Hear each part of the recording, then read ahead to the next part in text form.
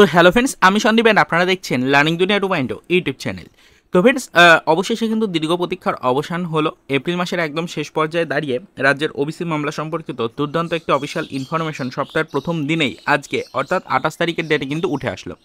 আজকের ডেটে দাঁড়িয়ে এই বিশেষ আপডেটটা আপনাদেরকে জানানোর জন্যই কিন্তু মূলত এই ভিডিওটা ক্রিয়েট করছি।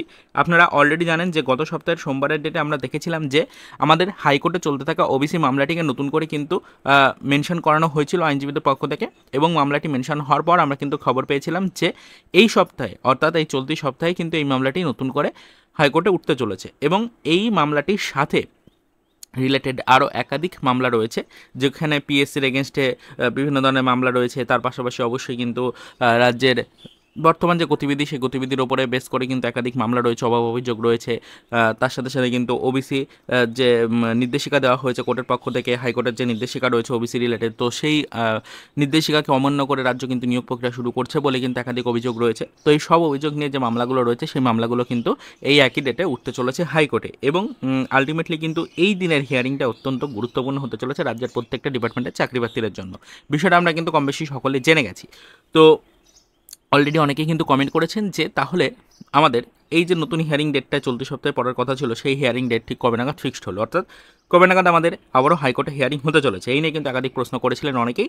তো সপ্তাহের প্রথম দিকেই কিন্তু এই রিলেটেড চাঞ্চল্যকর একটি অফিসিয়াল ইনফরমেশন চলে আসলো। আপনাদের হিয়ারিং ডেট কিন্তু অলরেডি নির্ধারিত হয়ে গেছে হাইকোর্টে। আগামী মে মাসের 6 তারিখে কিন্তু এই মামলা নতুন করে উঠতে চলেছে। তো এটা আপনাদেরকে বলতে চাইছি যে মে মাসের 6 তারিখে কিন্তু মামলা উঠতে চলেছে হাইকোর্টে, নতুন করে ডেট অলরেডি কিন্তু ফিক্সড হয়ে গেছে।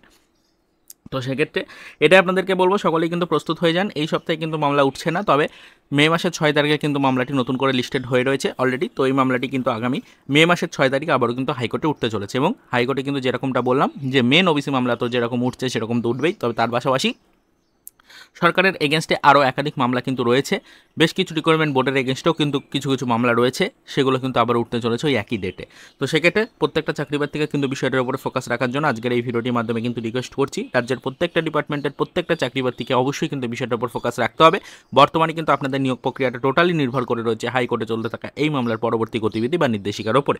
তো সেই কারণে সকলেই কিন্তু বিষয়টার উপর ফোকাস রাখুন। আমরাও এই বিষয় রিলেটেড আপডেট কালেক্টের চেষ্টা করছি। আজকের ডেটে তাদের শুধুমাত্র এটুকুই আপডেট আপনাদেরকে প্রোভাইড করতে চাইছি, বা প্রোভাইড করার জন্য মূলত ভিডিওটা ক্রিয়েট করছি যে মে মাসের 6 তারিখে কিন্তু এই মামলার নেক্সট হিয়ারিং ডেট ধার্য করা হয়েছে। তো আশা করি আপনারা সকলে বিষয়গুলো বুঝতে পারলেন। তো চলুন পরবর্তীতে আমরা এই বিষয়ের উপর নজরদারি রেখে যা আপডেট পাবো সেটা কিন্তু অবশ্যই আবারও সাথে সাথে আপনাদের সাথে আমরা শেয়ার করার চেষ্টা করবো।